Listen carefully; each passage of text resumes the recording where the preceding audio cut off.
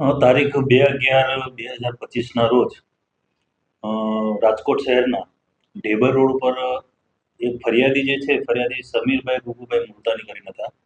જેઓ ઓટો રિક્ષામાં જઈ રહ્યા હતા અને ઓટો રિક્ષામાંથી ઉતરતા હતા. તે દરમિયાન આ કામના આરોપી જે નકલી પોલીસ બનીને આવેલા, જે મિહિરભાઈ ભાનુભાઈ કુગસિયા, જેઓ પોતાની એક્સેસ મોટરસાયકલ એની પાસે ઊભી રાખેલી અને તેને જણાવેલ કે તું ગુનામાં પહેલા પકડાયેલો છે, તું ગુનેગાર છે, તારા ટાટિયા ભાગી નાખી છે. આમ કહીને પોતાની મોટરસાયકલ પર એને બેસાડીને અંદર થોડો થોડો ફેરવેલો. ત્યારબાદ એનો મોબાઈલ અને એનું પર્સ એને લઈ લીધેલું. પછી એને સ્વામિનારાયણ મંદિર પાસે ટાંકા પાસે આવીને એને ઉતારી અને એનું પર્સ અને મોબાઈલ એને આપીને તેની પાસે એના જે 20,000 રૂપિયા હતા એ પોતે હું ક્રાઇમ બ્રાન્ચમાં છું, એલસીબીમાં છું, ખોટી ધમકીઓ મારી અને એની પાસેથી પડાવી લીધેલા અને ત્યારબાદ ત્યાંથી જતો રહેલો હતો. તે બાબતની ફરિયાદ ભક્તિનગર પોલીસ સ્ટેશનમાં 2 તારીખના રોજ કરવામાં આવેલી હતી, જેને બીએનએસ કલમ 308(5) 204 મુજબ ગુનો દાખલ કરવામાં આવ્યો હતો.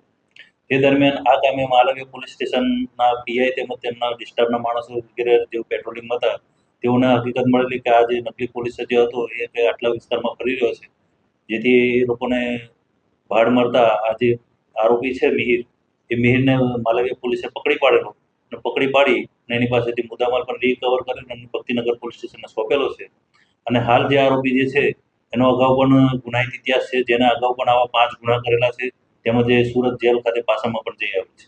અગાઉ કેટલી વખત તે પોલીસની ઓળખ આપીને આ રીતના ગુનાઓ 4 ગુના જે છે અગાઉ નકલી પોલીસ બની અને પોતે આ રીતના પૈસાને પડાવેલાનો આવું ગુના દાખલ થયેલા છે અને એક વખત પાસામાં પણ જઈ આવ્યો છે. તે ખરેખર કોઈ પોલીસ સાથે જોડાયેલું છે? હાલ તો એવું કંઈ નથી જાણવા મળતું અને હાલ કસ્ટડીમાં છે અને ભક્તિનગર પોલીસ છે એની તપાસ કરી રહી છે. સર, અવારનવાર આ વ્યક્તિ આવા પોલીસના નામે તોડ કરે છે, નિર્દોષ લોકો. હવે શું કાર્યવાહી કરે છે?